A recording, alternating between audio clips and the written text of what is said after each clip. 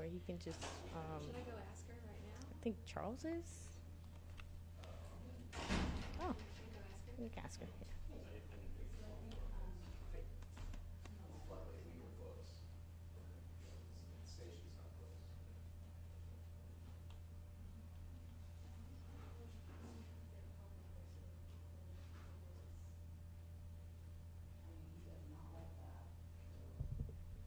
It's gonna be on the mic. Who's from the newspaper? You'll be able to get Dan. Yeah, it'll be on the microphone. Can you do a little sound check for him, just to make sure it's gonna work? Okay.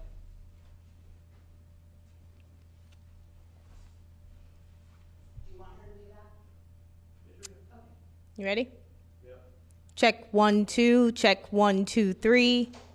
1, 2, 3, 4. Good. Perfect. Everybody good? All right. Cool. Hey, how are you? Good. Yeah, 15 minutes. If you wanna let your desks know that, I'd say we're probably gonna start in about 2 minutes.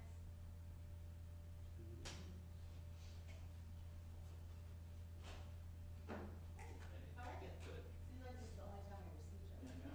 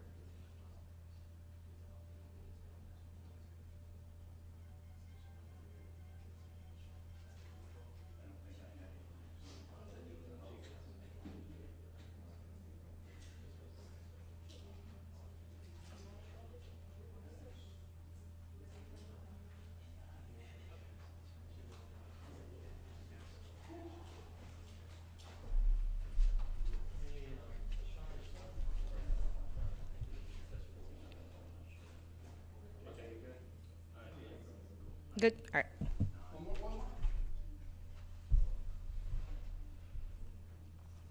You need a sound check? 1, 2, 3. Testing. 1, 2, 3. 1, 2, 3, 4, 5, 6. Good. All right. Everybody ready? Ready? Okay, we're starting.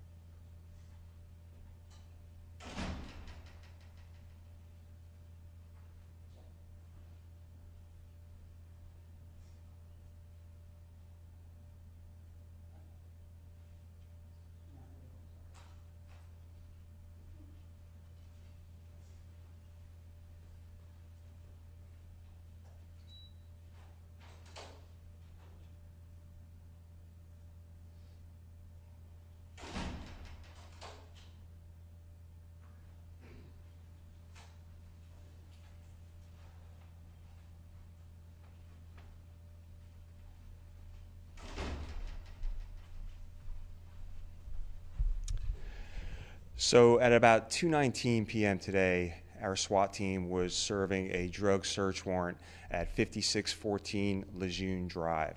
As our SWAT team entered the residence, they encountered a man who was reaching behind a door where a rifle was located.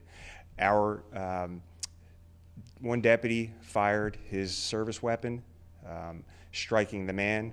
Our deputies rendered first aid, and he was transported to the hospital, where unfortunately he later passed. We were at this house a couple of weeks ago in reference to a domestic violence call. While we were there, deputies found trafficking amounts of fentanyl and cocaine, as well as 2 guns, loaded guns, one of which was stolen. So this search warrant was related to an ongoing narcotics investigation that started at that initial call. So the Florida Department of Law Enforcement will be investigating this deputy-involved shooting. They will turn their findings over to the state attorney's office. Once that review is complete, we will do our own internal investigation. The deputy who fired a service weapon has been put on paid leave pending an initial review. There is body worn camera footage of the incident, which I have reviewed, and we will release that within 30 days. So very preliminary information. That's all we have right now, but happy to take any questions. Did the deputies see the rifle in question? So that's all part of the investigation. I know that a semi-automatic rifle was recovered behind the door where the deputy saw the person reaching. I did see that video, and it's clear that the person is reaching for something, and there was a rifle found behind that door. Have you had an encounter with this man before on those prior calls for EV? So the man has not yet been identified. I can tell you we went to that residence a couple of weeks ago related to a domestic violence call, and I don't have all the details on that, other than to say that we found trafficking amounts of fentanyl and cocaine and 2 loaded firearms, one of which was stolen. Just to clarify, I know you said this, but the man who was involved with what happened today, he's not necessarily related to the domestic violence call. He just happened to go to that house previously. Yeah, so the man has not been identified yet. So until we identify him and notify next of kin, we'll be able to find out if he was the person originally at that domestic violence call when this whole investigation started. Everybody good? At the first domestic violence incident, though, when you found the trafficking amounts of fentanyl, was that stuff taken out and arrests made, or that was left there and then the warrant had to be? No, so when we responded, obviously, anything that we found in plain view, because we were there for domestic violence, was collected. The guns were all collected. So that started an ongoing narcotics investigation, which led us to develop probable cause that more drugs, more guns, cell phones related to those cases would be in the house, and that's why the judge signed the search warrant for that residence. Can you identify who was involved in that domestic violence call, who may have been arrested that day? I don't have that information right now. Sheriff, we're taking this live and just got to it. I was wondering if you could just kind of give us a recap for our viewers just joining. Yeah, so today at 2:19 p.m., our SWAT team responded to 5614 Lejeune Drive to serve a drug search warrant. They entered the residence. While inside, they encountered a man who was reaching behind a door where a rifle was eventually located. One deputy fired his service weapon, striking the man. Our deputies rendered first aid. He was later transported to the hospital and pronounced dead.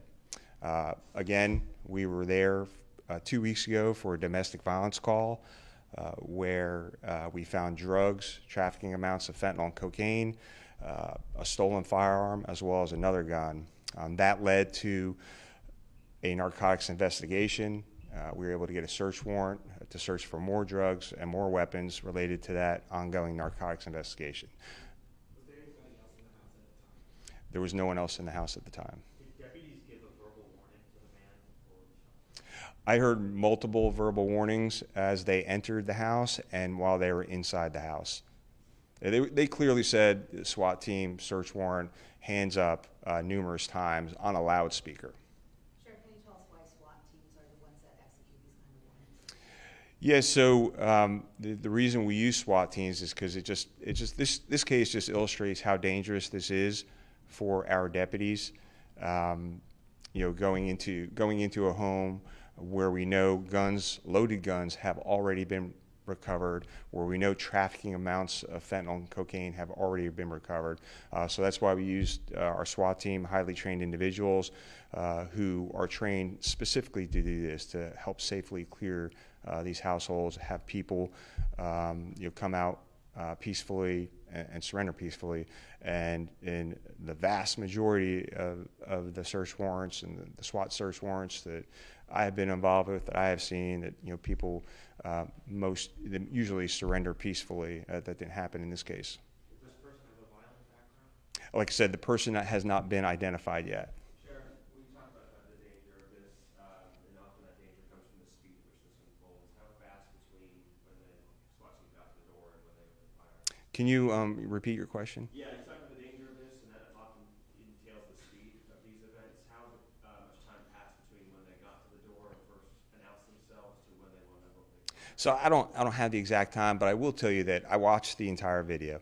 And as deputies were approaching the house and knocking on the door, gave clear commands that it was the sheriff's office, that we had a search warrant to open the door. They did forcibly open the door. And we use a loudspeaker from outside the residence that continually says, search warrant, hands up. You guys will all see and hear that. And like I said, most people surrender peacefully in these cases. Anything else you can tell us about the weapon? Was it modified in any way? I couldn't tell. To me, it looked like your standard semi-automatic rifle.